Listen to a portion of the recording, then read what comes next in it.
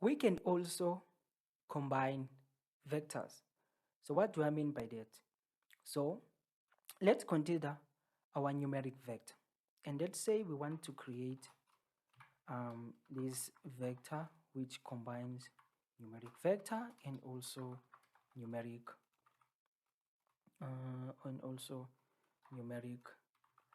vector.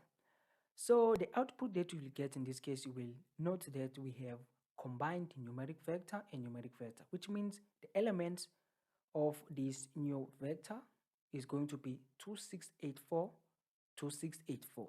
So we can also combine vectors in this way. Later, we will observe how can we manipulate vectors. So what I also wanted to demonstrate is how can we create sequence of numbers. So I'm going to clear the console by Control L. So now we are going to learn how can we create a sequence of numbers. So this is creating sequence of numbers. Okay, say for example we have 1 and so in this case we have created a sequence of numbers.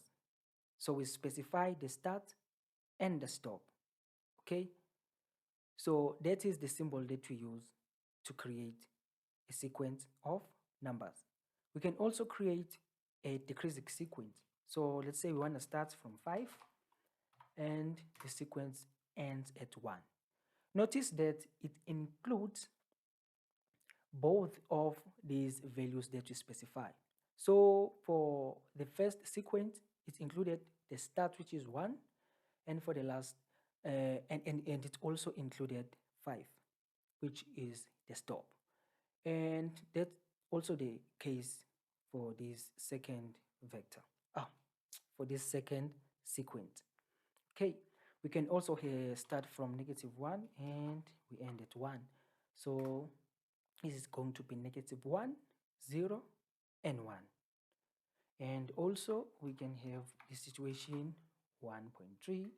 Let's say we end at 5.3. So in this case, you can see it increment by 1.